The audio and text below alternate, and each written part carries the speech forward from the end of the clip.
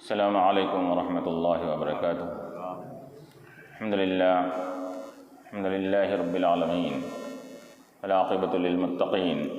والصلاة والسلام علی اشرف الانبیاء والمرسلین وعلی آلہ وصحبہ اجمعین، اما بعد، فقد قال اللہ تبارک وتعالی فی القرآن المجید والفرقان الحمید، اعوذ باللہ من الشیطان الرجیم، بسم اللہ الرحمن الرحیم۔ الا ان اولیاء اللہ لا خوف علیہم ولا هم يحزنون الذین آمنوا وكانوا يتقون لهم البشرى في الحیاة الدنیا وفي الآخرة لا تبدیل لکلمات اللہ ذلك هو الفوز العظیم۔ صدق اللہ العلی العظیم۔ قال تعالی في مقام آخر في شان حبیبہ الکریم، ان اللہ وملائکتہ یصلون علی النبی یا ایہا الذین آمنوا صلوا علیہ وسلموا تسلیما۔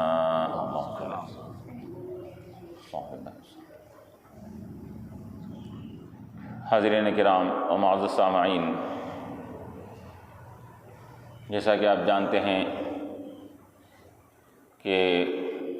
رجب المرجب کا مبارک مہینہ شروع ہو چکا ہے، اور یہ مبارک مہینہ وہ فضیلتوں والا مہینہ ہے کہ احادیث شریفہ میں اس مہینے کو بتلایا گیا کہ رجب اللہ کا مہینہ ہے۔ تو یہ مہینے کو جہاں اللہ تعالیٰ سے نسبت حاصل ہے، تو اسی طرح اس مہینے کو ایک اللہ کے ولی سے بھی نسبت حاصل ہے۔ حضرت خواجہ غریب النواز رحمۃ اللہ علیہ کا آپ کا وصال بھی 6 رجب المرجب کو ہوا، اور رجب آنے کے ساتھ ہی خواجہ کی چھٹی کہہ کر ہر کوئی خواجہ غریب النواز رحمۃ اللہ علیہ کو یاد بھی کرتا ہے اور ان کی خدمات کو خراج عقیدت بھی پیش کرتا ہے۔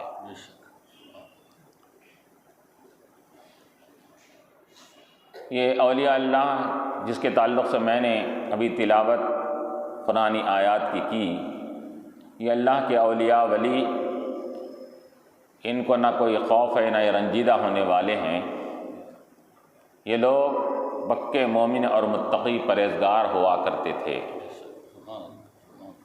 اور اسی وجہ سے اللہ فرما رہا ہے ان کے لیے دنیا کی زندگی میں بھی بشارتیں دے دی گئی ہے، بالآخرت، اور آخرت میں ان کے لیے بشارتیں ہوں گی۔ ان کے لیے لہم البشریٰ فی الحیات الدنیا، ان کے لیے بشارتیں ہیں، خوشیاں ہیں، ان کے بلند درجوں کی ان کو بشارتیں دی جاتی ہے۔ دنیا میں بھی وہ لوگ بھی دیکھ لیتے ہیں ان کے اونچے مقامات کو، اور آخرت میں بھی لوگ دیکھیں گے اور ان کے مقامات کو، ان کی بلندی کو دیکھ کر، ارے عام انسان تو کیا، حدیث شریفہ میں آتا ہے کہ اولیاء کے مقام کو دیکھ کر انبیاء بھی رشک کرنے لگیں گے اور خوشی کا اظہار کرنے لگیں گے۔ تو یہ اولیاء اللہ، یہ چبھی یہ اولیاء اللہ اللہ کے مقرب بندے نہیں بنے، یہ اللہ کی محبت میں، اس کی یاد میں اور اس کے بتائے ہوئے طریقے پر اپنی زندگی گزار کر دن رات ان کا اوڑھنا بچھونا تسبیح اور تحلیل میں ہوا کرتا تھا۔ دن رات اور شب و روز ان کے ہمیشہ اللہ کی یاد میں ہوتے تھے، اللہ کے ذکر میں ہوتے تھے، اور ہمیشہ وہ اللہ تعالیٰ کے ساتھ اپنے آپ کو وابستہ اور اٹیچمنٹ ان کا اللہ سے رہا کرتا تھا۔ وہ ظاہر ہم دیکھتے ہیں کہ وہ مخلوق کے ساتھ رہتے ہیں، لیکن وہ جسم ان کا مخلوق کے ساتھ ہوتا تھا، لیکن قلب اور دل ان کا اللہ کے ساتھ ہوا کرتا تھا۔ یہ عبادت کرتے کرتے، ریاضت کرتے کرتے، مجاہدہ کرتے کرتے، اللہ کی محبت میں اپنے آپ کو کوشش اور جد و جہد کرتے کرتے اس مقام پر پہنچ جاتے ہیں اولیاء اللہ کہ حدیث قدسی میں اللہ تبارک و تعالیٰ فرماتا ہے کہ بندہ جب عبادت کرتے کرتے، نوافل کے ذریعے سے، عبادت کے ذریعے سے، ذکر و اذکار کے ذریعے، تسبیح و تحلیل کے ذریعے سے میرا قرب حاصل کرتے کرتے ایسا قریب ہو جاتا ہے کہ میں اس کو اتنا قریب بنا لیتا ہوں کہ میں اس کی سماعت بن جاتا ہوں جس سے سنتا ہے، اس کی بصارت بن جاتا ہوں جس سے دیکھتا ہے، اور اس کے زبان بن جاتا ہوں جس سے وہ بولنے لگتا ہے۔ بظاہر ہم یہ دیکھتے ہیں کہ یہ اولیاء اللہ اپنی زبان سے بول رہے ہیں، زبان ان کی ہوتی ہے، لیکن خال اور مخولہ اللہ تعالیٰ کی طرف سے ہوا کرتا ہے۔ یہ کوئی چیز یہ اللہ کے حکم اور اجازت کے بغیر نہیں کرتے۔ تو یہ حدیث قدسی میں وضاحت کے ساتھ فرما دیا گیا، وہ جو کام کرتا ہے تو دیکھنے والے سمجھتے ہیں وہ کام کر رہا ہے، لیکن اللہ تعالیٰ فرما رہا ہے کہ اس کے ہاتھ سے ہم اپنی قدرت کاملہ سے وہ کام کرواتے ہیں اس سے ہم۔ تو جب یہ اولیاء اللہ کا یہ مقام و مرتبہ ہے، یہ ان کو قرب نوازا گیا ہے، چنانچہ علماء فرماتے ہیں روئے زمین پر تمام مخلوقات میں اشرف المخلوقات انسان ہیں، انسانوں میں پھر سب سے زیادہ اونچے مقام والے انبیاء علیہ السلام کی ذوات مقدسہ ہے۔ یہ سب سے برگزیدہ مقرب اللہ کے انبیاء علیہ السلام ہیں، اور انبیاء علیہ السلام کے بعد اس روئے زمین پر اگر کسی کو مقام حاصل ہے، نبی کے بعد اگر کسی کو مقام حاصل ہے تو وہ نبی کے صحابہ کرام کو حاصل ہے۔ صحابہ کرام کے مقام و مرتبے کو کوئی بھی ولی پیر اللہ کا مقرب ان کے مقام تک ختم کبھی بھی نہیں پہنچ سکتا۔ کیوں؟ کہ ان کو اولیاء اللہ کو عبادتوں سے، ریاضتوں سے وہ مقام ملا ہے، اور صحابہ کرام کو حضور کی سنگت اور صحبت سے وہ مقام ملا ہے۔ تو حضور کی صحبت اور سنگت سے جو مقام ملا ہے، وہ مقام کا مقابلہ اولیاء اللہ زندگی بھر کی عبادات سے بھی نہیں کر سکتے۔ اس وجہ سے روئے زمین پر سب سے بلند ترین انبیاء کے بعد اگر شخصیتیں ہیں تو وہ ہے صحابہ کرام رضوان اللہ تعالیٰ علیہم اجمعین کی۔ اب ان کے بعد البتہ علماء نے کہا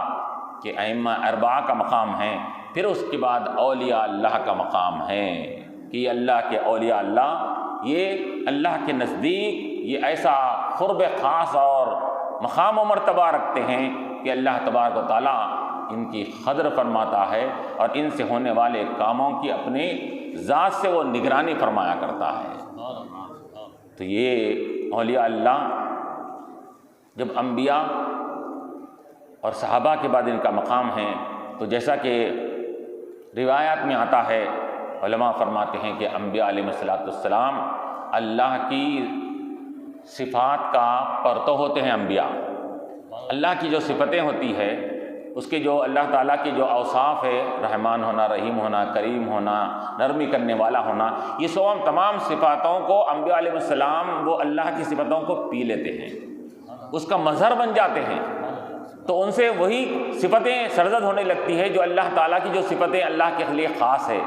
اسی وجہ سے کہا گیا تخلقوا باخلاق اللہ، اللہ کے اوصاف کو اختیار کرنے کی کوشش کرو۔ اللہ رحیم و کریم ہے، شفقت کرنے والا، مہربانی کرنے والا، تم بھی رحیم بنو، کریم بنو، معاف کرنے والے بنو، درگزر کرنے والے بنو۔ یہ اللہ تعالیٰ نے یہ فرمایا۔ تو یہ انبیاء علیہ السلام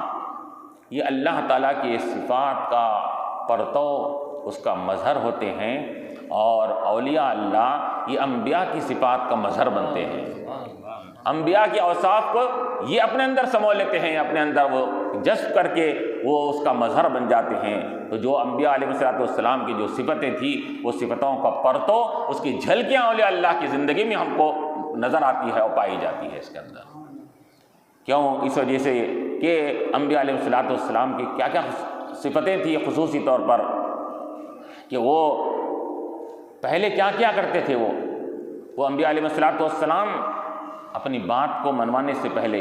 اپنے مشن کو لوگوں کے سامنے پیش کرنے سے پہلے، انبیاء علیہ السلام کا یہ طریقہ کار تھا کہ وہ اپنی ذات کو پہلے لوگوں کے سامنے پیش کرتے تھے، اپنی سیرت کو پیش کرتے تھے، اپنے کردار کو پیش کرتے تھے، اپنے اخلاق کو پیش کرتے تھے، اپنی نرمی اور محبت اور شفقت کو پیش کرتے تھے۔ اور جب پیش کرنے کے بعد، جیسا کہ حدیث قرآن کریم میں اللہ تعالیٰ نے فرمایا اللہ کے نبی علیہ السلام کی طرف سے، فقد لبثت فیکم عمرا من قبلہ افلا تعقلون، کہ اے لوگو، اے کفار مکہ، میں نے یہ توحید کا پیغام تمہارے سامنے پیش کرنے سے پہلے تم جانتے ہو کہ میں نے تمہارے درمیان میں 40 سالہ مدت گزاری ہے، میں کبھی کسی قسم کا کوئی دعویٰ نہیں کرا، رسول ہونے کا دعویٰ نہیں کرا بھی، اور نہ اللہ کی وحدانیت کا پیغام تمہارے سامنے پیش کیا۔ پہلے 40 سال تمہارے درمیان میں زندگی گزار کر اپنے اسوہ اور نمونے کو تمہارے سامنے پیش کر دیا۔ پہلے لقد لبثت فیکم عمرا من قبلی، عمر کا ایک حصہ میں نے تمہارے یہاں بتایا ہے 40 سال۔ اب بتاؤ اس 40 سالہ میری زندگی میں تم کوئی نقص دیکھے، کوئی عیب دیکھے، کوئی مجھے خلاف مروت کام کرتا ہو تم نے مجھ کو پایا؟ تو اس طرح انبیاء علیہ السلام کا یہ طریقہ کار ہوتا تھا کہ وہ اپنی پاکیزہ کردار، پاکیزہ اخلاق کے ذریعے سے پہلے اپنی ذات کا لوہا لوگوں کے درمیان منواتے تھے۔ اس کے اندر جب ذات کو لوگ مان لیتے تو اس کے بعد بات کو رکھا جاتا۔ کیوں؟ کیونکہ کسی کو بات کو ماننے کے لیے پہلے ذات کو ماننا ضروری ہوتا ہے۔ انسان کسی کی ذات کو مان لیتا ہے تو اس کی بات کو ماننا آسان ہو جاتا ہے، اور ذات کو اگر نہ مانے تو اگر پھر اس کی بات کو بھی کوئی بھی نہیں مانتا۔ کسی انسان کی کسی شخص کی کوئی قدر کرتا ہے تو پھر اس کی بات کی بھی قدر کرتا ہے۔ معمولی آدمی اگر کوئی بات بولے تو اس کی اہمیت نہیں ہوتی اس کے اندر ہے۔ تو معلوم یہ ہوا کہ بات کو منوانے کے لیے پہلے ذات کو منوانا پڑتا ہے، شخصی تعارف کرنا پڑتا ہے، اپنا انٹروڈیوس کرانا پڑتا ہے میں کیسا ہوں۔ جب وہ لوگوں کے درمیان میں یہ بات ثابت ہو جائے، چنانچہ اللہ کے نبی علیہ السلام کو کون نہیں اپنے تو اپنے پرائے، ابو جہل اور ابو لہب، عتبہ، شیبہ، ہر کوئی کیا بولتے تھے؟ صادق الوعد والامین، یہ وعدے کے سچے، بات کے سچے، امانت دار۔ یہ صفتوں سے نہ مان کر بھی حضور کے پیغام کو نہیں مانا، رسالت کو نہیں مانا، لیکن اس بات کے تو قائل تھے کہ حضور سچے ہے، امانت دار ہے، وعدے کی خلاف ورزی کرنے والے نہیں ہیں۔ یہاں تک کہ جب ہجرت کے موقع پر اللہ کے نبی علیہ السلام جب ہجرت فرما رہے تھے تو کئی ایک کفار مکہ کی امانتیں آپ کے پاس موجود تھی، تو آپ نے اب دیکھیے مان نہیں رہے ہیں حضور کو، لیکن یہ اس بات کے قائل ہے کہ یہ امانت میں خیانت نہیں کرتے، اپنے امانتیں لا کر حضور کے پاس رکھا کرتے تھے۔ اس کے اندر تو حضور نے حضرت علی کے سپرد کیا تھا کہ کل صبح ہونے کے بعد امانتیں واپس کر کے تم دوبارہ پھر وہاں پر مدینہ منورہ کو آنا۔ تو یہ صفتیں انبیاء علیہ السلام کی جو ہوا کرتی تھی، وہ اپنی صفتوں کے ذریعے سے لوگوں میں پہلے اپنے آپ کا یہ تعارف کروا کر لوگوں کو اپنی ذات کا یہ لوہا منواتے تھے، پھر اس کے بعد بات ان کے سامنے رکھا کرتے تھے۔ چنانچہ یہ اولیاء اللہ کا بھی یہی طریقہ کار رہا ہے کہ یہ بھی پہلے اپنے اخلاق اور کردار کے ذریعے سے، نرمی اور شفقت اور محبت کے ذریعے سے، لوگوں کے سامنے رواداری کے ذریعے سے، اور ان کے درگزر کرتے ہوئے، ان کی غلطیوں کو معاف کرتے ہوئے، یہ لوگوں کے سامنے ایسے انداز سے پیش آتے تھے کہ وہ ہر کوئی اپنا پرایا، دوست، دشمن سب ان کے قریب ہوا کرتا تھا اس کے اندر۔ تو چنانچہ حضرت خواجہ غریب النواز رحمۃ اللہ علیہ، کہ یہ دیکھیے اب یہ کہاں کے رہنے والے ہیں، پیدائش کہاں کی ہے، ان کی تعلیم و تربیت کہاں پر ہے، اور پھر آپ بعد میں آ کر تبلیغ دین کہاں کرتے ہیں۔ اس کے اندر پیدائش ہوتی ہے سیستان مقام، وہ فارس اور ایران کے قریب میں ایک مقام کا نام تھا سیستان، جس کو سجستان بھی کہتے ہیں، اس علاقے میں آپ کی پیدائش ہوتی ہے۔ ابتدائی تعلیم اور تربیت وہیں پر ہوتی ہے، 10-15 سال تک اپنے والد اور والدہ کی خدمت میں اور ان کی نگرانی میں تعلیم پاتے ہیں۔ پھر اس کے بعد بخارا، سمرقند، عراق، بغداد، مختلف علاقوں کا جہاں پر علم کثرت سے وہاں پایا جاتا تھا، علماء کی جماعت کثرت سے وہاں پائی جاتی تھی، بڑے بڑے علماء جہاں رہا کرتے تھے، ان مقامات پر آپ نے سفر کیا۔ اب دیکھیے ہندوستان کا علاقہ اجمیر دیکھیے، اور وہ سیستان کا علاقہ دیکھیے، ایران و فارس کا علاقہ دیکھیے، بخارا و سمرقند کا علاقہ دیکھیے، کتنے دور دراز کا دونوں کے درمیان میں فاصلے پائے جاتے ہیں۔ لیکن کیا ہوا کہ حضرت خواجہ غریب النواز رحمۃ اللہ علیہ جب ابتدا ہی سے آپ کا معاملہ انوکھا نرالا تھا، کیونکہ اولیاء اللہ کا معاملہ ہی نرالا ہوا کرتا ہے، ان کے پیدائش بھی انوکھے انداز میں کی جاتی ہے، ان کی تربیت بھی انوکھے انداز میں کی جاتی ہے، ان کے زندگی کا ایک ایک حصہ یہ مخلوق خدا کے لیے ایک اسوہ اور نمونہ پیش کرتا ہے۔ اس کے اندر یہ حضرت غریب النواز رحمۃ اللہ علیہ جب ابتدا ہی سے جب آپ ابھی ماں کے پیٹ میں تشریف لاتے ہیں اور شکم مادر میں جلوہ گری ہوتی ہے، تو آپ کی ماں ام الورا نورہ بی بی رحمہ اللہ تعالیٰ فرماتی ہیں کہ 4 مہینے کا حمل جب ہو گیا، جیسا کہ روایت میں آتا ہے کہ 4 مہینے کے حمل کے بعد بچے کے اندر جان روح پھونکی جاتی ہے، اس کے بعد جان آتی ہے۔ تو 4 مہینے کا جب حمل ہوا، اپنے پیٹ میں تسبیح اور تحلیل کی آوازیں پیٹ سے سنا کرتی تھی، اللہ اللہ کی آوازیں سنا کرتی تھی میں۔ آپ پریشان ہو جاتی، حیرت سے چاروں طرف دیکھتی، کوئی تسبیح کرنے والا نہیں، آواز کہاں سے آ رہی ہے؟ تو غیب سے آواز آتی، یہ رب تبارک و تعالیٰ کی طرف سے ندا ہوتی، اے بی بی نورہ، اے ام الورا، تم پریشان مت ہو، تم گھبراؤ نہیں، یہ میرے معین الدین حسن کی آواز ہے جو تمہارے شکم میں، تمہارے پیٹ میں رہ کے بھی، اور ابھی دنیا میں ابھی رونق افروز نہیں ہوا، ابھی پیدا نہیں ہوا، ابھی سے ہم کو منانے اور راضی کرنے کی کوشش کر رہا ہے۔ تو یہ اولیاء اللہ کا یہ مقام ہوتا ہے، ابھی دنیا میں نہیں آئے، ابھی سے اللہ اللہ کہہ رہے ہیں، تسبیح اور تحلیل کر رہے ہیں۔ اور پھر یہ غریب النواز رحمۃ اللہ علیہ، جب آپ کا ولادت باسعادت ہوتی ہے، پھر اس کے بعد جیسا کہ کہا گیا کہ بڑی ہی پاکیزہ زندگی آپ نے گزاری، آپ کے والدین کریمین بھی بڑے ہی نیک اور متقی پرہیزگار تھے۔ سید غیاث الدین آپ کے والد بزرگوار کا نام بتایا جاتا ہے، یہ بھی بڑے بلند پایا اس زمانے کے بزرگ تھے، لیکن کیا ہوا، والد محترم کا جلد ہی بچپن ہی میں والد کا انتقال ہو گیا۔ یہ اللہ تعالیٰ تبارک و تعالیٰ کا یہ ایک انوکھا اور اس کی قدرت کا ایک انوکھا معاملہ، یہ اکثر و بیشتر ہم اولیاء کی زندگی میں، انبیاء کی زندگی میں دیکھتے ہیں۔ بچپن ہی میں اللہ تبارک و تعالیٰ یہ خاص بندوں کے سر کے اوپر سے باپ کا سایہ اٹھا لیتا ہے، اس کے اندر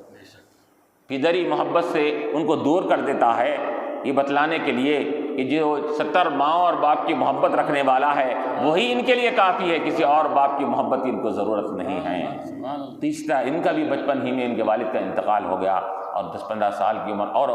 انتقال کے بعد آپ کو ایک باغ ملا تھا، باغ کی والد کے پاس باغ تھا، اس کھجوروں کے درخت تھے، مختلف پھل کے درخت تھے، اس کے اندر آپ اس کی رکھوالی کرتے، دیکھ بھال کیا کرتے تھے اس کے اندر۔ چنانچہ آپ نے کیا دیکھا کہ روزانہ اس کی نگرانی کرتے ہیں، اس کی جھاڑو جھٹکا وغیرہ دیتے ہیں، اس کے اندر صاف صفائی کرتے ہیں، اس کو پانی ڈالتے ہیں، فلاں کرتے ہیں اس کے اندر، پھر اپنے چلتے پھرتے تسبیح بھی ہو رہی ہے، یا کام بھی ہو رہا ہے، اللہ کے ذکر بھی ہو رہا ہے، یہ کام بھی ہو رہا ہے۔ اور بعض وقت تو ایسا ہوتا، بعض مورخین نے یہ بھی لکھا کہ آپ صبح کے وقت میں باغ میں قدم رکھتے اور تاکہ کیا ہے باغ کی صفائی کرے، تو دیکھتے کہ باغ کی صفائی پہلے سے ہو چکی ہے، پورا کچرا باغ کا نکل کر کونے میں ایک طرف پڑا ہوا ہے، کوئی صاف کر کے پہلے سے چلے گیا ہے اس کے اندر۔ تو آپ بڑا حیرت اور تعجب ہوتا ہے اس کے اندر۔ پھر بعد میں اس کے بعد کہ آپ صبح ہونے سے پہلے اس باغ کے اندر جب تشریف لے جاتے ہیں تو آپ کو 4 اشخاص نظر آتے ہیں، اور 4 اشخاص نظر آتے ہیں، سفید کپڑوں میں وہ رہتے ہیں، صاف صفائی کر کے واپس ہوتے رہتے ہیں۔ تو آپ فرماتے ہیں، اے وہ حضرات، تم لوگ کون ہو؟ یہ کام تم کیوں کر رہے ہو؟ تو وہ کہتے کہ اے غریب النواز، ہم آپ کی عبادت، ریاضت اور آپ کی تمام تقویٰ پرہیزگاری سے ہم اتنے متاثر ہیں کہ اللہ تعالیٰ نے ہم کو مامور کیا ہے کہ آپ کی باغ کی نگرانی، رکھوالی اور اس کو جھاڑو اور صاف صفائی کرنے کے لیے ہم کو مامور کیا گیا ہے۔ ہم اللہ کی طرف سے اس کی نگرانی کرتے ہیں اور اس کو جھاڑو اور صاف صفائی کرتے ہیں۔ تو جنات آ کر آپ کے باغ کی صفائی کیا کرتے تھے۔ من کان للہ کان اللہ لہ، جو اللہ کا ہو جاتا ہے کائنات اس کی ہو جاتی ہے۔ اس کے اندر جن کیا، انسان کیا، پرند کیا، چرند کیا، جانور کیا، جو اللہ کا جو اللہ کو اپنا بنا لیتا ہے، اللہ کا ہو جاتا ہے۔ تو حدیث و شریف میں آتا ہے کہ کان اللہ لہ، من کان للہ، اللہ اس کا ہو جاتا ہے۔ جب اللہ جس کا ہو جائے تو کائنات اس کی ہو جاتی ہے۔ تو اللہ تعالیٰ غیروں سے بھی لیتا ہے، جنات سے بھی مدد کرواتا ہے اولیاء اللہ رحمت اللہ علیہ اجمعین کی۔ تو اس طرح کا معاملہ آپ کے ساتھ ہوا، بڑے انوکھے انداز سے کرامتوں کے سلسلے کے ساتھ اب آگے بڑھے، اور پھر جیسا کہ کہا گیا 15 سال کی عمر کے قریب میں آپ جب ابھی بلوغ کے قریب پہنچتے ہیں تو ایک ابراہیم قندوزی رحمۃ اللہ علیہ مذہوب زمانے کے ہوتے ہیں بزرگ، تو وہ بزرگ اچانک باغ میں اندر آج تشریف لاتے ہیں۔ مذہوب قسم کے تھے وہ، جذب کی کیفیت جن کو بتاری رہتی ہے۔ ایک جذب بھی ایک مقام کا نام ہے جو اولیاء اللہ کے وہ ریاضتوں اور مجاہدہ کرتے کرتے جذب کی کیفیت میں انسان پہنچ جاتا ہے تو اس کو مجذوب کہتے ہیں۔ تو یہ ابراہیم قندوزی رحمۃ اللہ علیہ مجذوب قسم کے آدمی تھے، تو وہ باغ میں تشریف لا لیے، اور بغیر اجازت اگر کوئی کسی کے گھر میں باغ میں آتا ہے تو وہ ناراض ہو جاتے ہیں، غصے میں آ جاتے ہیں، لیکن غریب نواز رحمۃ اللہ علیہ ان کی صورت کو دیکھ کے پہچانتے ہیں کہ یہ اللہ والے معلوم ہو رہے ہیں، تو آپ ان کو بڑے خندہ پیشانی سے ان کا استقبال کرتے ہیں، ان کو باغ میں بٹھاتے ہیں، بٹھا کر ان کو پانی وغیرہ دے کر پھر جا کر باغ میں سے انگور وغیرہ کا خوشہ تازہ لگا کر ان کے سامنے ان کی خدمت میں رکھتے ہیں، اور وہ انگور جب کھانے لگتے ہیں تو اس کے بعد یہ غریب نواز ان کے چہرے کو دیکھ رہے ہیں، اور ابراہیم قندوزی و مجذوب رحمۃ اللہ علیہ یہ غریب نواز کے چہرے کو دیکھ رہے ہیں، ان کی پیشانی پر دیکھ رہے ہیں، ایک نظر پیشانی پہ ڈال رہے ہیں، ایک نظر آسمان پہ ڈال رہے ہیں، سبحان اللہ، سبحان اللہ، ایک نظر ادھر چہرے کو دیکھتے ہیں، دوسری نظر اوپر آسمان پر دیکھتے ہیں۔ کیوں؟ تو علماء نے فرمایا کہ اولیاء اللہ کی ایک نظر وہ بیٹھے ہوئے ہوتے ہیں روئے زمین پر، نگاہ ہوتی ہے ان کے عرش بری کے اوپر ہوتی ہے، اس کے اندر لوح محفوظ پر ان کی نگاہیں ہوتی ہے۔ کیوں؟ یہ دیکھتے ہیں کہ ابراہیم قندوزی رحمۃ اللہ علیہ کہ یہ بچہ کتنا معمولی سادہ سیدھا نظر آ رہا ہے، باغ کی نگہبانی کر رہا ہے، لیکن کیا دیکھ رہے ہیں؟ پیشانی پہ تو کچھ الگ ہی قسمت نظر آ رہے ہیں۔ یہ بچہ بڑا ایک اہم مقام حاصل کرنے والا ہے، اللہ کا قرب حاصل کرنے والا ہے، اس بندے سے تو خلق کثیر کو فائدہ ملنے والا ہے اس کے اندر۔ یہ سب دیکھ کر آسمان پہ دیکھتے ہیں کہ یہ وہی بچہ ہے کہ جس کی تقدیر کے میرے سامنے رکھ دی گئی ہے کہ یہ بچہ یہ کارنامے کرنے والا ہے۔ چنانچہ وہ اس سے خوش ہوتے ہیں، اس کے بعد کہتے ہیں بابا تم نے ہماری ضیافت کیا، اب ہم بھی ہماری طرف سے بھی ایک چھوٹا سا تحفہ ہے، تم قبول کرو گے؟ تو غریب نواز رحمۃ اللہ علیہ نے فرمایا کہ کیوں نہیں۔ تو بزرگ اپنے جیب میں سے آدھی روٹی کا ٹکڑا نکال کر دیتے، سوکھی روٹی کا، کہ بیٹا یہ تم اس روٹی کو کھا لو۔ تو حضرت غریب نواز رحمۃ اللہ علیہ وہ روٹی کا ٹکڑا جب کھا لیتے ہیں تو کھانے کے ساتھ ہی دل کی دنیا میں تبدیلی آ جاتی ہے۔ مجذوب کا وہ ٹکڑا، وہ روٹی کا حصہ جب پیٹ میں جاتا ہے تو ایک ایسا قلب میں ایسی کیفیت طاری ہو جاتی ہے، ایسی دل کی دنیا بدل جاتی ہے کہ اب ان کو دل دنیا میں نہیں لگتا ہے۔ اب یہ کہتے ہیں کہ میں اب یہ باغ وغیرہ میرے سے مجھے کوئی کام نہیں، اب میں صرف یا علم حاصل کروں گا، علم حاصل کر کے تقویٰ پرہیزگاری کے ذریعے سے اللہ کا قرب حاصل کروں گا۔ یہ آپ کے اندر کیفیت طاری ہو گئی اور آپ کا دل باغ میں لگنے نہیں لگا۔ تو اپنے والدہ سے کہا کہ امی جان مجھے اجازت دیجیے کہ میں اب یہاں سے اس مقامات پر جاؤں گا جہاں پر علم اور علماء جہاں کثرت سے پائے جاتے ہیں، بخارا سمرقند کو جانے کی مجھے اجازت دیجیے۔ تو والدہ محترمہ نے آپ کو اجازت دیتے ہیں، تو وہاں سے آپ والدہ سے اجازت لے کر رخصت ہوتے ہیں اور بخارا، سمرقند، عراق وغیرہ بغداد علاقوں میں وہاں پر جا کر آپ علم دین کا سفر طے کرتے کرتے کرتے بڑے بڑے علماء سے اس زمانے کے علم حاصل کرتے ہیں۔ اور یاد رکھیے کہ یہ اولیاء اللہ جتنے بھی گزرے ہیں، یہ لوگوں کے اندر مغالطہ ہے کہ لوگ کہتے ہیں کہ شریعت الگ ہے اور طریقت الگ ہے، شریعت الگ ہے، تصوف الگ ہے۔ حالانکہ جتنے بھی صوفی حضرات گزرے ہیں، جتنے بھی تصوف والے گزرے ہیں، انہوں نے پہلے شریعت پر پورا عمل پیرا ہوا، شریعت کا علم حاصل کیا، بعد میں پھر وہ تصوف صفائی قلب کی طرف آگے بڑھے۔ اس کے اندر تصوف نام کس کا ہے؟ تصوف صفائی قلب سے بنا، جس کا دل کیا ہے؟ اللہ کی محبت میں صاف و شفاف ہو جائے، جس کی دل سے دنیا اور دنیا و ما فیہا کی محبت نکل جائے، اس کو صوفی بولتے ہیں۔ تو یہ کب ہوتا ہے؟ پہلے شریعت کی پورا مکمل پابندی، اس کا علم حاصل کر کے اس پر پابندی کرنا، پھر اس کے بعد تقویٰ اور پرہیزگاری ریاضت کے ذریعے سے اپنے دل کا اور اپنے باطن کی صفائی کرنا۔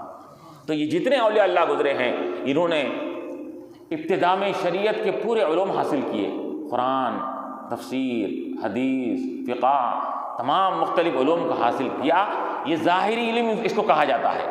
ظاہری علم اسی کو کہتے ہیں، قرآن، حدیث، تفسیر، فقہ اور ادب وغیرہ کا علم حاصل کرنا۔ تو ظاہری علم حاصل کر پھر بعد میں انہوں نے کیا کیا؟ باطن علم، یعنی کسی اللہ والے کے ہاتھ پر بیعت کر کے اب ذکر و اذکار کے ذریعے سے باطنی صفائی کی طرف آگے بڑھتے تھے۔ تو غریب نواز رحمۃ اللہ علیہ بھی یہ ظاہری علم حاصل کرنے کے لیے بڑے بڑے علماء کے پاس گئے، ہر ایک میں آپ نے مقام اور ملکہ حاصل کیا، کمال حاصل کر کے اب جب علم سے پورے آپ مستفید ہو گئے اور آپ بہرہ مند ہو گئے، تو آپ نے اب کہا کہ مجھے اب صفائی قلب کے لیے، باطنی پاکی کے لیے اب مجھے ایک پیر کامل کی تلاش ہے، اب مجھے پیر کامل کی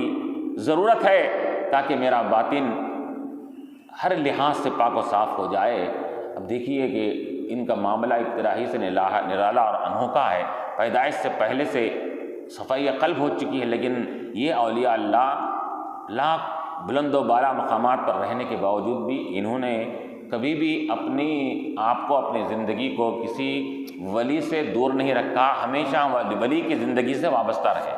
بڑے سے بڑے اولیاء اللہ کو دیکھ لیجئے، یہاں تک کہ غوث پاک رحمۃ اللہ علیہ نے بھی اپنے اتنے امام الاولیاء جن کا مقام دیا گیا ہے، تاجدار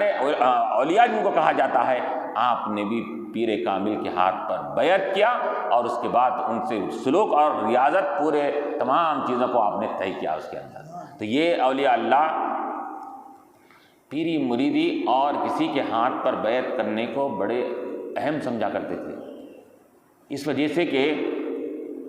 ہمارے اندر اگر کوئی کمی کوتاہی رہ جائے تو پیر اپنی حال سے، جو صاحب حال ہوتا ہے، پیر کسے کہتے ہیں؟ جو صاحب حال ہو، مریدین کے احوال سے واقف ہونا، اسے پیر کہا جاتا ہے۔ صاحب حال یعنی کہ اس مرید میں کیا کمی ہے، کیا نقص ہے، وہ معلوم کر کے وہ فراست سے بھانپ کر اس کی طرف اس کو اشارہ کرنا، میاں تم یہ کام کرنا، یہ کام کرنا، یہ کام کرنا ہے۔ تو چنانچہ جیسا کہ یہ بھی جو صفت آتی ہے پیر کے اندر آتی ہے، یہ بھی صفت نبی کی صفت ہوتی ہے، نبی سے یہ ولی کی طرف صفت منتقل ہوتی ہے۔ اللہ کے نبی علیہ السلام کے تعلق سے جیسا کہ صحابہ کرام مختلف سوالات کرتے ہیں، رسول اللہ کیا چیز افضل ہے، کیا چیز افضل ہے، تو مختلف لوگوں نے سوال کیا تو حضور نے ہر ایک کا جواب الگ الگ دیا۔ کیوں؟ حضور کیا ہے، ایک ایمان والے کے اندر اتنی فراست ہوتی ہے کہ سامنے والے کو بھانپ سکتا ہے، تو نبی کے اندر کتنی طاقت ہوں گی اس کے اندر۔ تو اللہ کے نبی علیہ السلام سوال کرنے والے کے اندر کے خامی اور کمی اور نقص کو دیکھ کر بولتے تمہارے لیے یہ افضل ہے۔ وہی بات اگر دوسرا شخص آ کر پوچھتا کہ یا رسول اللہ ای الاعمال احب، کون سے اعمال پسندیدہ اور زیادہ افضل ہے اللہ کے نزدیک، حضور دوسرے اعمال اس کے ذریعے بولتے، کیوں؟ وہ تم دوسرے اعمال، اس کے علاوہ اعمال میں تم کامل ہو، لیکن یہ اعمال میں تمہارے اندر کوئی کمی پائی جاتی ہے، تم اس کو مکمل کرنے کی کوشش کرو۔ حضور یہ طبیب بھی تھے، یہ طبیب یہ نفس دیکھ کر حالت معلوم کرتا ہے، حضور صرف ذات کو اور نظر کو دیکھ کر معلوم کر لیتے ہیں اس کے اندر کیا کمی ہے اس کے اندر۔ تو حضور اس لحاظ سے وہ صحابہ کرام کو حکم دیا کرتے تھے۔ تو ولی کامل بھی اسی طرح ہوتا ہے، اپنے اس صاحب حال ہو کر اپنے مریدین کو جو اس کے اندر نقص ہوتا ہے اس کی طرف اشارہ کرتا ہے۔ تو یہ اب پیر کی تلاش میں اب یہ ہرون آباد بلکہ ایک علاقہ تھا، وہاں مقام سمرقند بخارا سے کئی دور فاصلے پر، کہ آپ نے سنا کہ وہاں پر عثمان ہارونی رحمۃ اللہ علیہ بڑے بزرگ گزرے ہیں، وہ وہاں پر رہتے ہیں۔ تو آپ نے کہا کہ ان کے ہاتھ پر میں بیعت کر کے میں سلوک طے کروں گا۔ چنانچہ وہاں سے بخارا سمرقند سے علم کا سفر پورا مکمل ہونے کے بعد اب آپ ہارون مقام پر پہنچتے ہیں، ہارون آباد کے علاقے میں پہنچتے ہیں، اور جا کر وہاں پر حضرت عثمان ہارونی رحمۃ اللہ علیہ سے آپ ملاقات کرتے ہیں۔ تو جیسا ہی قریب النواز کو وہ پیر کامل عثمان ہارونی رحمۃ اللہ علیہ دیکھتے ہیں تو فرماتے ہیں بابا جلدی آؤ، کب سے ہم تمہارا انتظار کر رہے ہیں۔ ہم کو یہ حکم دیا گیا تھا کہ جب تک کہ یہ معین الدین نامی شخص آئیں گا، تو جب تک کہ اس کو بیعت کرا کر اس کو خلافت سے سرفراز نہیں کرنا، جب تک کہ تم ہمارے پاس آ نہیں سکتے، ہم آپ کے انتظار میں ہیں۔ چنانچہ آپ ان کے ہاتھ پر ارادت مرید بھی ہوتے ہیں۔ پھر مرید ہونے کے بعد اب وہ مرید ہونے کے بعد اتنے ہی مقام پر بلند ہونے کے باوجود بھی پیر کیا کرتا تھا؟ پھر بھی ریاضت، پھر بھی مجاہدہ، پھر بھی سلوک بدلی کہ چلو فلاں بازو ایک کمرہ ہے، وہ کمرے میں جانا، یہ عبادت کرنا، یہ اذکار کرنا، اتنے مرتبہ یہ تسبیح، اتنے مرتبہ یہ تسبیح، اتنے مرتبہ یہ فلاں چیزیں کرنا۔ چنانچہ چلے پہ چلا 40 دن اللہ کی عبادت میں مستغرق رہتے۔ یہ پہلے کرایا کرتے تھے پیر کامل جو ہوتا تھا، تو آپ کو ایک مقام دے دیا گیا اور کہا گیا کہ آپ اس مقام پر بیٹھ کر اب اللہ کی کیا ہے عبادت اور ریاضت اور مجاہدہ کرتے رہیں، ذکر اذکار کرتے رہیں۔ چنانچہ ہوتے ہوتے تفصیلات بڑے لمبے ہیں، تو آپ ایک وقت جب وہ ریاضت اور مجاہدے کے بعد، عبادت کے بعد اپنے حقیقی مقام پر جو آپ کو حاصل ہونے والا تھا اس مقام پر جب پہنچ جاتے ہیں، تو حضرت عثمان ہارونی رحمۃ اللہ علیہ فرماتے ہیں بابا بتاؤ کہ اب اتنی عبادات کے بعد تم کو اب کیا کیا نظر آ رہا ہے؟ تو غریب نواز رحمۃ اللہ علیہ فرماتے ہیں کہ اے مرشد کامل پیر کامل، مجھ کو یہ تحت الثری زمین کے 7 طبق کے نیچے کیا ہے وہ بھی نظر آ رہا ہے، آسمان اور 7 آسمان کے اوپر عرش برین تک کیا ہے سب کچھ نظر آ رہا ہے۔ تو آپ نے فرمایا کہ اب تمہارا ذکر و اذکار مکمل ہو گیا، اب چلو ہم تم کو اپنی خلافت سے ہم اپنے خلافت سے اپنا خلیفہ بناتے ہیں۔ یہ کہہ کر خلافت کی چادر بھی ان کو دے دیتے ہیں کہ تم آج سے میرے خلیفہ ہو۔ خلافت کا مطلب کیا ہوتا ہے؟ مرید صرف ان کے طریقہ کار پر کاربند ہوتا ہے، خلیفہ کیا کرتا ہے؟ خلیفہ ان کے طریقہ کار کو لوگوں میں آگے بڑھاتا ہے۔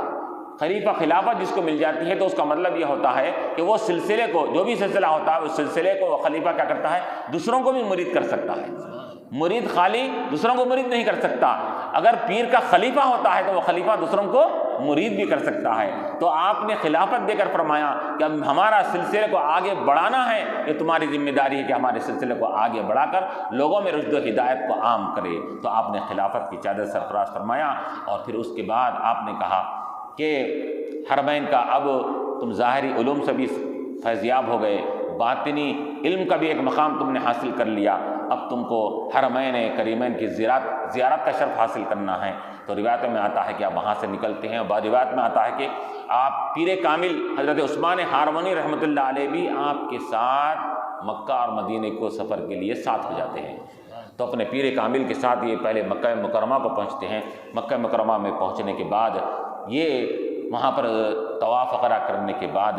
حضرت عثمان ہارونی رحمۃ اللہ علیہ آپ کے پیر کامل اللہ کعبۃ اللہ کی طرف ہاتھ اٹھا کر دعا فرماتے ہیں، اے باری الہ، میں نے اپنے یہ مرید کو میں نے اپنا خلیفہ بنایا ہے، جانشین بنایا ہے، تو بھی اس کو قبول فرما۔ تو یہ کہنا تھا کہ غیب سے آواز آتی ہے کہ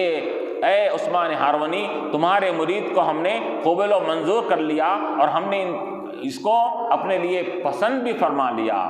اس کی خدمت کو بھی ہم نے قبول کر لیا۔ یہ آواز آتی ہے تو آپ اللہ کا شکر ادا کرتے ہیں کہ اللہ تعالیٰ نے میرے مرید اور میرے خلیفہ کو قبول فرما لیا۔ پھر اس کے بعد وہاں سے نکلتے ہیں، مدینہ منورہ کو تشریف لاتے ہیں، مدینہ منورہ پہ رہتے ہیں وہاں پر، اور روایت میں آتا ہے کہ 2-4 مہینے، تقریباً 6 مہینے تک وہیں پر آپ وہاں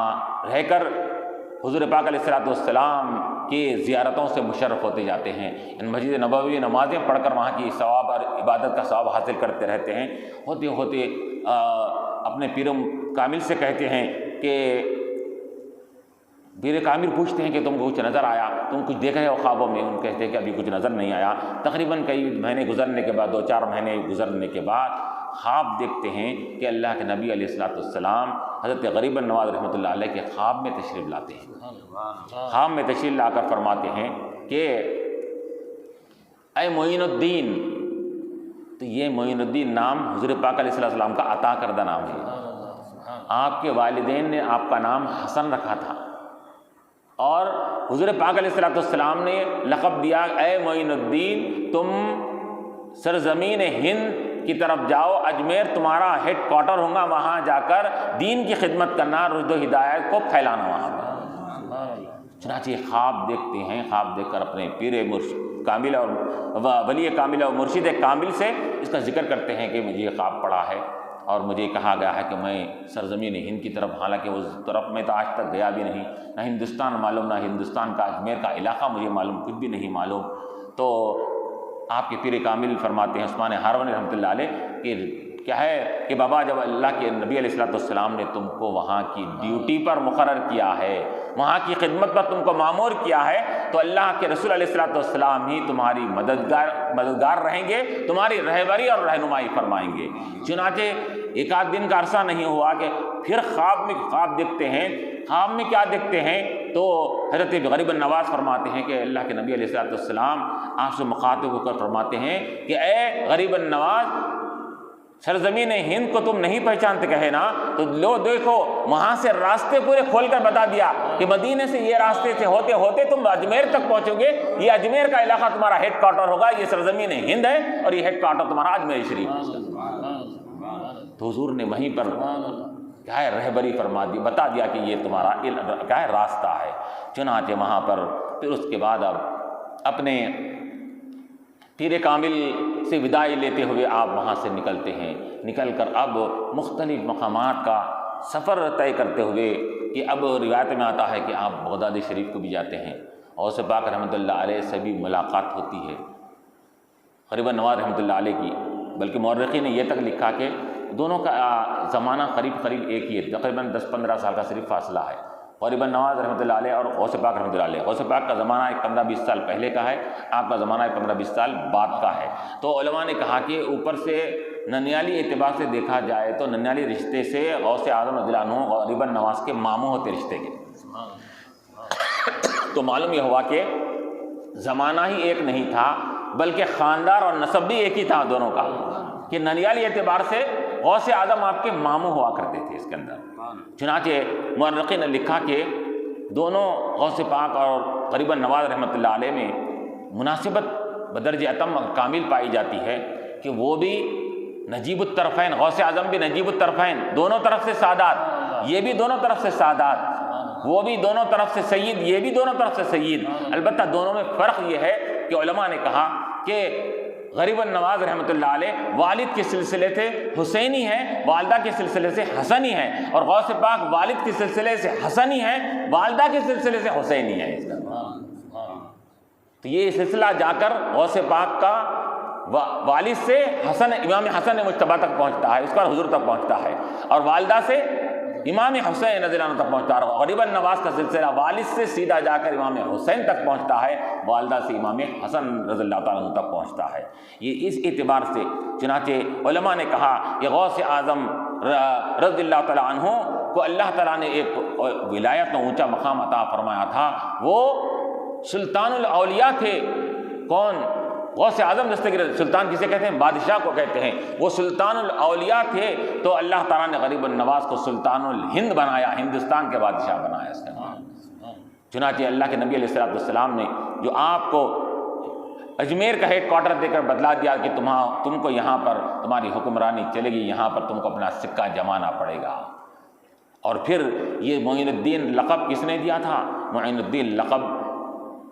اللہ کے نبی علیہ السلام نے دیا۔ کہ سلطان الہند کا لقب کس سے ملا؟ تو مورخین لکھتے ہیں کہ جب غوث اعظم دستگیر رضی اللہ تعالیٰ عنہ نے جب ایک مرتبہ اپنے عمر کا ایک حصہ بڑا طویل گزرنے کے بعد آپ ممبر پر تشریف فرما ہو کر جب آپ نے کہا تھا کہ قدمی ہاذہی علی رغبت کل ولی اللہ، میرا یہ قدم ہر ولی کے گردن کے اوپر رہے گا، یہ جب بات آپ نے کہی تھی تو اس وقت غریب نواز رحمۃ اللہ علیہ ابھی راہ سلوک طے کر رہے تھے، عبادتوں میں، ریاضت میں، اس میں جنگل پھر رہے تھے، اللہ کی یاد میں مستغرق تھے۔ خراسان کے جنگلوں میں وہ چکریں لگا رہے تھے،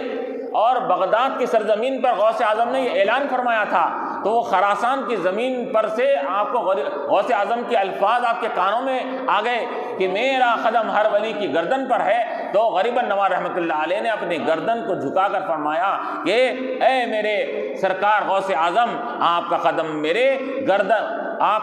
میرے گردن پر ہی نہیں بلکہ میرے سر اور آنکھوں پر ہے،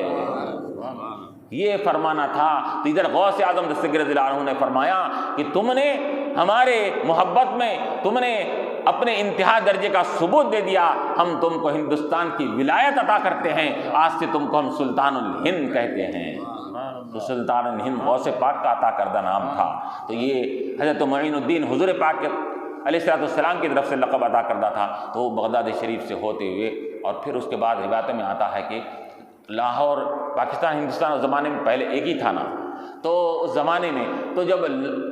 آپ کو یہ اشارہ ملا تھا کہ لاہور بھی جانا، داتا گنج بخش رحمۃ اللہ علیہ، علی ہجویری کے پاس بھی زیارت کرتے ہوئے جانا،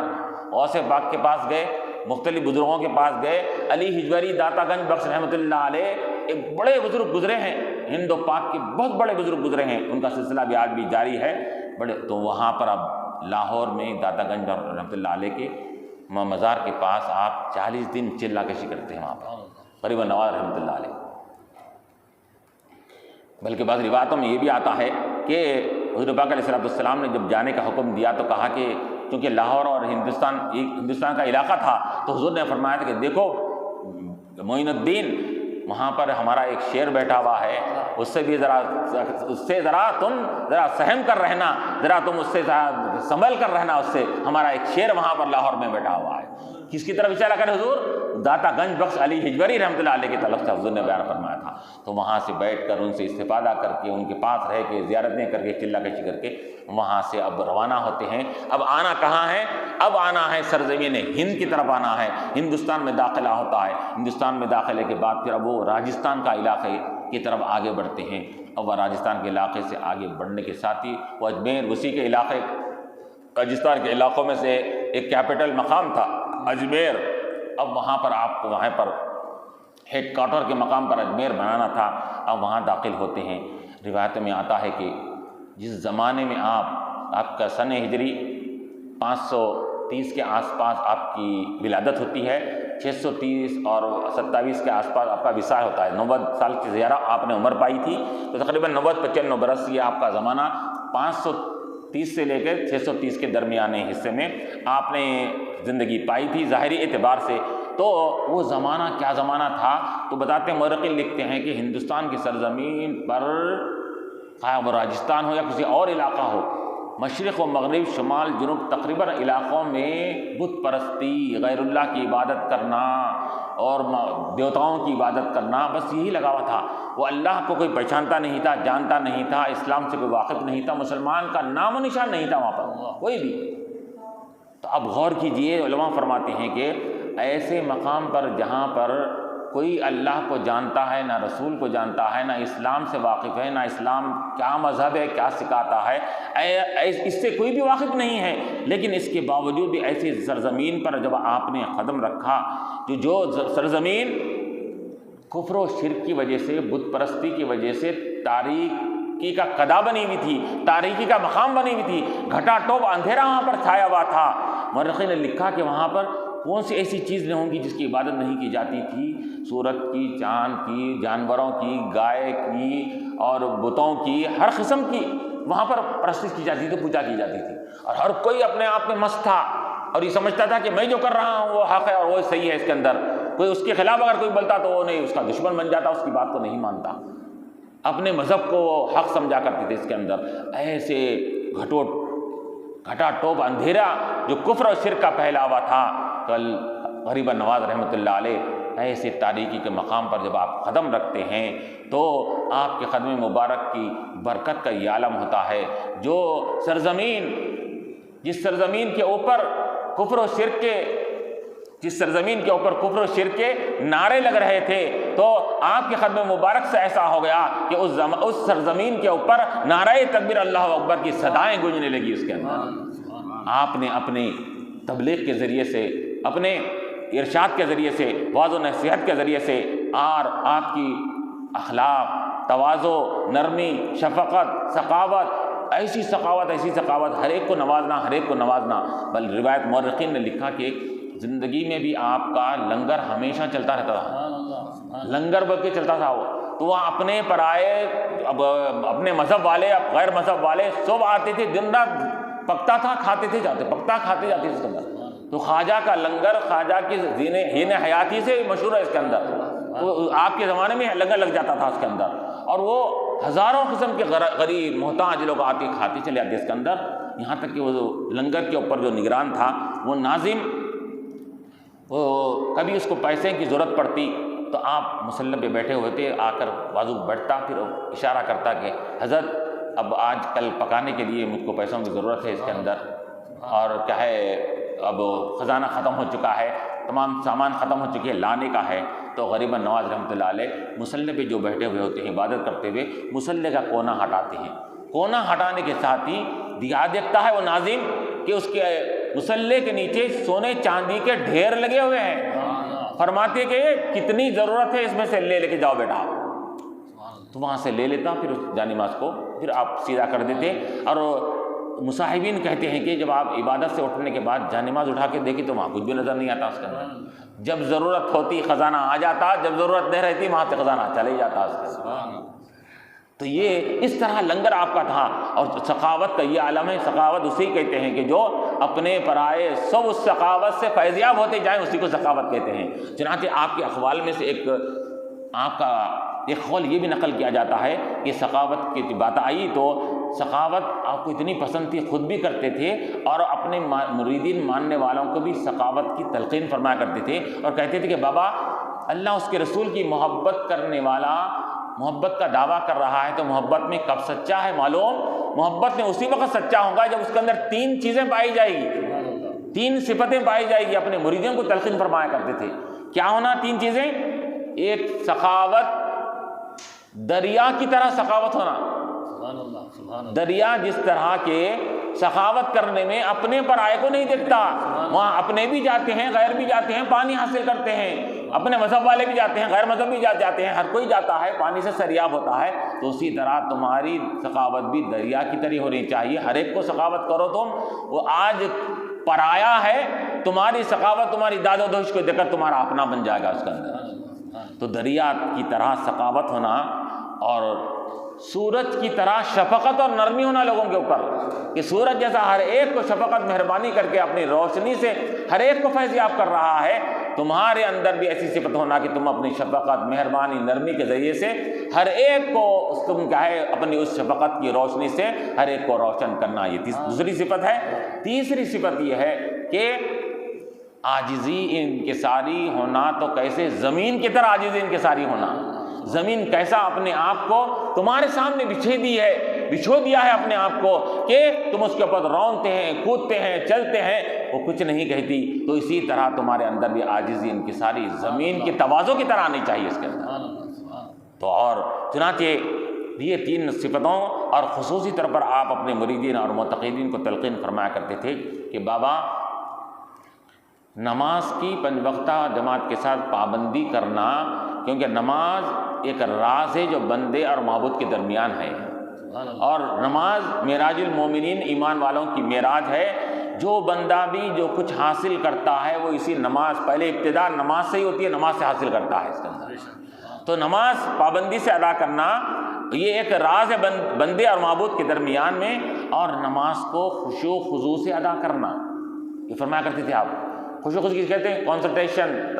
توجہ، پوری ہمتن متوجہ ہو کر نماز ادا کرنا، اس کو بولتے ہیں کنسنٹریشن، جس کو کہتے ہیں خشوع و خضوع اس کو بولتے ہیں۔ پوری یگانت کے ساتھ، کامل توجہ کے ساتھ اللہ کی بارگاہ میں یہ سمجھ کر کہ میں رب کی بارگاہ میں کھڑا ہوا ہوں، اس سے راز و نیاز کر رہا ہوں، خشوع و خضوع سے عبادت کرنا۔ اور یاد رکھو جتنا خشوع و خضوع سے عبادت کرو گے اتنا اللہ کا قرب تم کو حاصل ملے ہوگا۔ اور یاد رکھو بابا کہ نماز جو خشوع و خضوع کے بغیر ہوتی ہے، صرف ٹھونگے مارنے کی طرح، صرف ایک ذمہ داری کو پورا کرنے کے لیے صرف نماز الٹ ٹپو ادا کر لی جاتی ہے، تو یاد رکھو روایتوں میں آتا ہے، فرماتے اپنے مریدین سے فرماتے ہیں کہ روایت میں آتا ہے کہ بعض نمازیوں کی نمازیں ایسی ہوتی ہیں کہ فرشتے وہ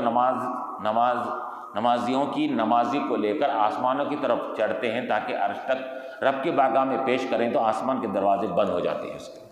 اور کہا جاتا ہے کہ یہ نماز اس لائق نہیں ہے کہ وہ اوپر آسمانوں کے اوپر جا سکے، اس کو نماز پڑھنے والے کے منہ پر مار دو بول کے بلا جاتا ہے۔ تو اے میرے مریدو، تم نماز کو ایسے طریقے سے ادا کرو کہ تمہاری نماز آسمانوں پر بلند ہو سکے، ایسا نہ ہو کہ تمہارے منہ پر مار دی جائے کہ اے نمازی کہ تو نے جو نماز پڑھا ہے تیری نماز تیرے منہ پہ مار دی جا رہی ہے، تو یہ قبولیت کا مقام حاصل نہیں کیے۔ تو یہ اپنے مریدین کو آپ نماز کی تلقین، اذکار کی تلقین فرماتے کرتے تھے، اور پھر یہ دوسرے تمام چیزیں، شفقت سے پیش آنا، محبت سے پیش آنا، نرمی سے پیش آنا، یہ آپ کے پاس جو آپ نے سرزمین ہند پر جو آپ نے کامیابی حاصل کیا ہے، اور آپ نے سلطانی اور بادشاہی آپ نے جو حاصل کی ہے، وہ سلطانی آپ نے کیسا، آپ نے تلوار کی بنیاد پر حاصل نہیں کی، زور کی بنیاد پر حاصل نہیں کی، آپ کے پاس یہ لوہے کی تلوار نہیں تھی، آپ کے پاس اخلاق کی تلوار تھی، کردار کی تلوار تھی، شفقت و مہربانی کی تلوار تھی، اور رواداری کی تلوار تھی۔ یہ تلواروں کی واروں سے ایسا اثر آپ نے ان کو پر کیا کہ وہ ایسے لوگ جو اسلام کی تاریخ سے نابلد تھے، بالکل اسلام کیا چیز ہے، اسلام کے الف سے ناواقف تھے، وہ اسلام کے دامن سے وابستہ ہو گئے۔ اور وابستہ بھی کیسے ہوئے؟ اس زمانے میں آج سے 1900 سال پہلے کی بات ہے، اس علاقے کے 90 لاکھ لوگوں نے آپ کے دستے حق پرست پر بیعت اور اسلام سے مشرف ہوئے. آپ کے 90 لاکھ لوگوں نے آپ کے ہاتھوں پر کلمہ پڑھا اس کے اندر. تو یہ آپ نے جب اخلاص کے ساتھ کوئی خدمت کی جاتی ہے اور اخلاص کے ساتھ روز ہدایت کا لوگوں کو سبق دیا جاتا ہے تو اللہ تبارک تعالیٰ اس کے ثمرات، اس کے پھل بھی اسی طرح ظاہر فرمانے لگتا ہے. چنانچہ جب آپ اس زمین ہند پر جب ہر طرف بول بالا اسلام کا فرما دیا اور ہر طرف اسلام کا ڈنکا پیٹا جانے لگا تو مورخین فرماتے ہیں کہ اس زمانے میں تو کوئی بھی نہیں تھا وہاں پر، مسلمان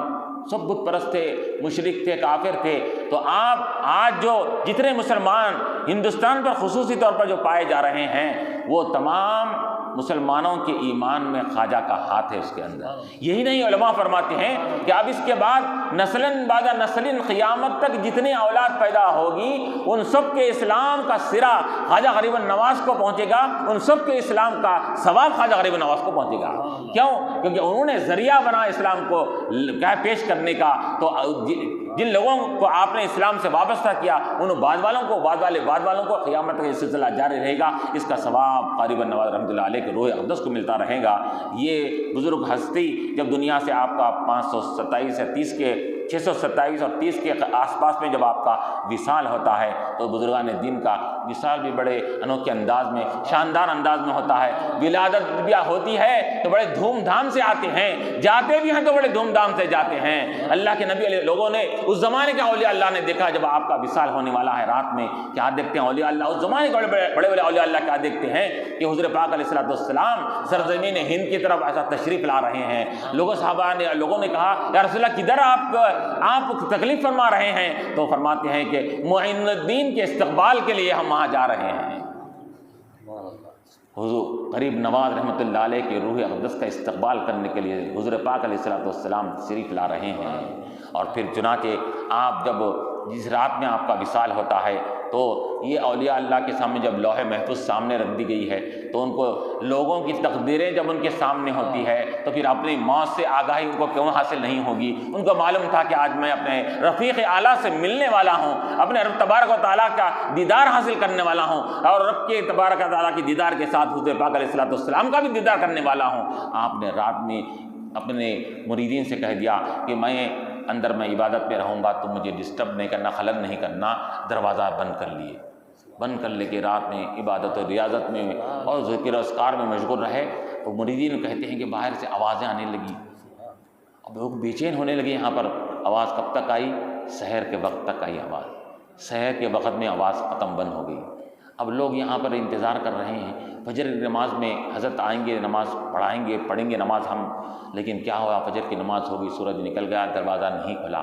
لوگوں نے زبردستی کر کے دروازہ آہستہ جب کھلایا تو دیکھا تو کیا ہے کہ حضور غریب النواز رحمۃ اللہ علیہ یہ اپنے رفیق اعلیٰ اللہ سے جا ملے ہیں. آپ کا وصال ہو چکا ہے. اور لوگوں نے کیا دیکھا کہ آپ کے پیشانی کے اوپر یہ لکھا ہوا دکھا. لوگوں نے پڑھا کہ ھذا حبیب اللہ مات فی حب اللہ، یہ اللہ کا محبوب ہے جو اللہ کی محبت میں اپنی جان دے دیا ہے. آخر دعوانا ان الحمد للہ رب العالمین.